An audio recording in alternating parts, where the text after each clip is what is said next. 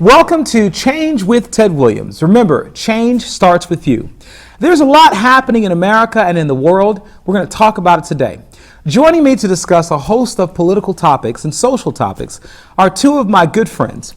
Winters-Palacio, who is a retired librarian and with the Chicago Cook County Teachers Union, and Dr. Khaldoun Sweis, who is a philosophy professor at Olive Harvey College and also runs a website called Logically Faithful. Welcome, you all. Thank you for having us. I am very happy that you're here. Hope I didn't blow your titles too badly or your names, but it is what it is. As long as the check is right. You know who you are, okay? I don't need to tell them who you are. You know who you are. So I want to talk to you guys about a couple issues today. I've been reading the newspaper, and I can tell you that the news makes me sad. It makes me angry. But it really makes me think about what is my role as a citizen in changing the dynamic of this country. So right now, you guys, we are in a situation where mass shootings are on the rise in America. It is said that we have a mass shooting of more than 4 people or more every other day in this country. We have 100 people that die by gun violence every single day. And we also have 53 times the level of gun violence that the UK has, 53 times the level that Japan has and 35 times the UK. What is going on and what do we need to do to change the dynamic of gun violence in America? And actually I want to start with you. And the reason why I want to start with you is because you've got a philosophical thought. Now, I am a person that believes in gun control, and I'll share that in a moment, and why I think we do need less guns and why I support political candidates right now who are arguing that we need less guns. But your thought about this is a little deeper, and I'd like to hear what you're thinking. Why is America so violent? Well, you go back to the Second Amendment. America is a nation that significantly believes that we have a right to defend ourselves because of our roots. Now, this goes all the way back, of course, in history. But when you bring it back to the modern level today, and you try to compare the U.S. laws and the U.S. violence levels with Canada, with Japan, with Europe, you're not comparing the same things because you're comparing two different types of societies, two different types of ideologies. If you were to ban all weapons of mass destruction, all weapons of minor destruction, AK-47s, AR-15s, Colt 45s, whatever, ban them all. Okay, get rid of them. You think that's really going to help? Please don't ban Colt 45s, Steve said. It's going too far, okay? Yeah, we got a problem there. If you did ban all the weapons, you would still have a problem because it's a problem that goes down to behavior and ideology. And the question is, how do we address that at that level? Because putting more laws upon people doesn't change the heart of the man. Okay, I've heard this argument 1,000 times. I have to disagree with you fully, and here's why. In China, for instance, the same exact day that we had the Sandy Hook mass shooting, there were 20 people, Sandy Hook, there were over 20 people that were killed in the mass shooting. Same day, in China, mass stabbing, guess how many people died? 0. 20 people stabbed, 0 died. There's a big difference between someone attacking someone with a knife and someone attacking someone with a gun. Chris Rock jokingly said that if you are the third person to get stabbed in a mass stabbing, that's your fault. Because after the first 2 go, it's like, what are you still doing standing there? So record it with exactly. So with a mass shooting, where are you going to go? And so I reject the argument that, oh, well, if you get rid of guns, people will hit people with shoes. They're going to hit them with a belt. They're going to hit them with a stone. I mean, come on, guys. No, there's a reality here, Ted. You're right. Guns specifically, they're not just made to defend. They're made to kill. That's the point. We can't get away from that reality. That's what guns do. They kill. And they kill at a mass level much more than knives and other types of thrown blunt instruments. That's true there. But the reality is we live in an environment where somebody can come into a school or a theater and cause mass havoc. And if you have nobody there being able to defend themselves other than call 911, it's not realistic. It's not the same type of world that you have in China where this type of stuff doesn't happen at a mass level. What do you think, Sia?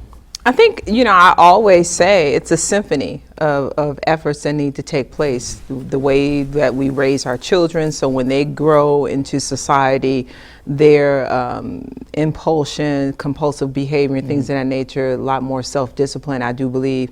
I think it's our culture and what we consume as form as entertainment and how that ends up having some manage of decay. I do think it's a manage of access, you know, making it less accessible.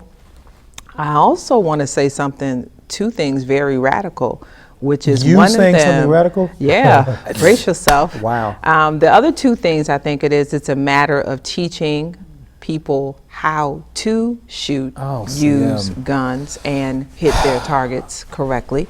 And I also believe that it is a matter of people telling and reporting the moment they see something not right.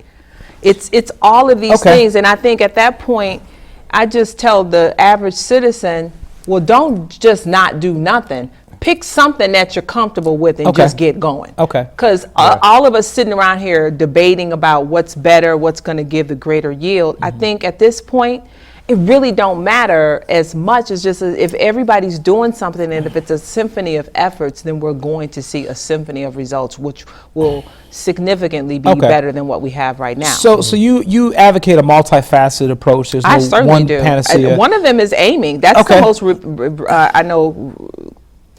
All right. Okay. So listen. I think the NRA should host some summer camps. Let me. Oh gosh. I can't. Let me tell you something. No, we're joking, but let's go back to what Dave Chappelle said. If y'all really want to get a grip on these guns, black people just need to start buying more guns and being registered gun users, and someday there will be an epiphany on what the law should look like. Okay. All right. That's yes.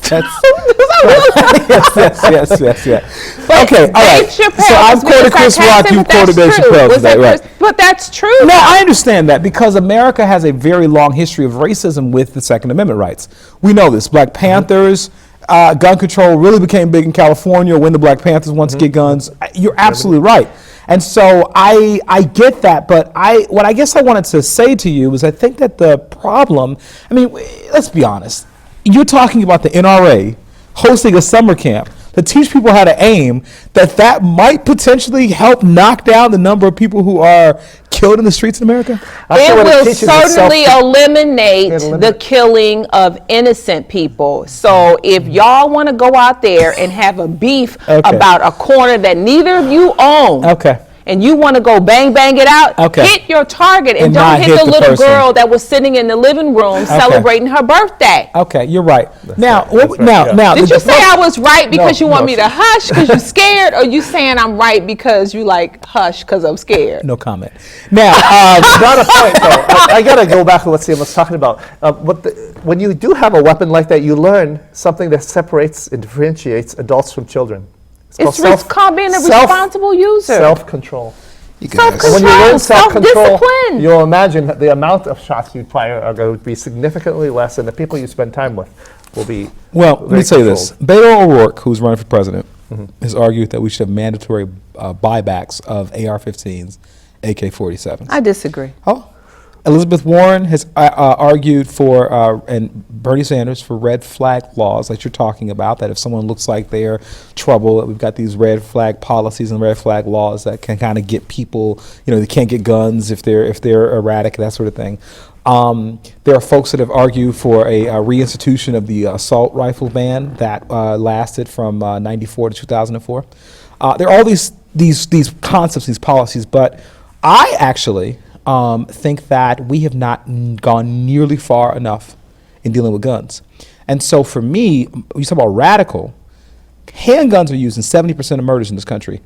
I think that we should not just be trying to get rid of the AK-47, the AR-15. Also, we should not just be dealing with people who are erratic and trying to prevent them from getting guns. I think we have to restrict the fact that there are over 300 million guns floating around this country. And if we don't do that, and we don't start holding manufacturers accountable, I think that most of these solutions are only going to get us so far. Help me understand holding a manufacturer accountable. I would suggest that at some level there ought to be some culpability for people who are producing weapons that are killing people on the street. I would suggest that you, as a gun manufacturer, you want to manufacture guns, then all your guns need to have a fingerprint capability on them, so someone who steals the gun cannot use it. And if you're not responsible enough to do that, then we need to sue you because you're putting the public at danger. Or at Okay. risk. That seems Yeah. logical. You got to consider the financial cost of that as well. Who cares? Yeah. I don't care. I mean, I hear what you're saying, but I don't care because No, we I pay hear what for you're what we saying. want. That And we is have true, a public people. health crisis. 13,000 people die by handguns every year in this country. 19,000 by suicide. I mean, I'm looking at it like, it's the idea of a quarterback who's playing in a football game. You try one play, it doesn't work. Try another play. Kind of like what you're talking about. That play doesn't work. Try another play. I think that we've got to try all of these things. There is this this quote that I forget who made this quote, but they talked about how ultimately we've gone beyond the time for half measures, and we're entering into a period of consequences. Oh, yeah. And it's time for us to stop. I hate to use the word, but pussyfooting around the Oh my God, issue. you just took the words right out of my mouth. Yeah, That's true. around the issue of But a lot of gun people are violence. being paid to pussyfoot around. Let's be honest. So you have to take into consideration there are a lot of people with selfish endeavors, and so I do agree with you that there you have to do some very dramatic things in order to get the outcome that you want, because we want a very dramatic outcome. Yeah. And that's a complete reversal in our society and our way of thinking. Yeah. I do think it's important, though, that people need to just find something to do and do it. But just sitting around and saying, "Oh Lord, woe is me," Yeah. it's just a colossal waste And of time while your kid is sitting there playing, Absolutely. online threatening to kill people. Absolutely. I'm like, come on. I mean, that's what I'm just saying. It's Yeah. just it's all of these measures that people just need to just do. Yeah. So, anyway, you had another thought on that topic? We're going to move to another one.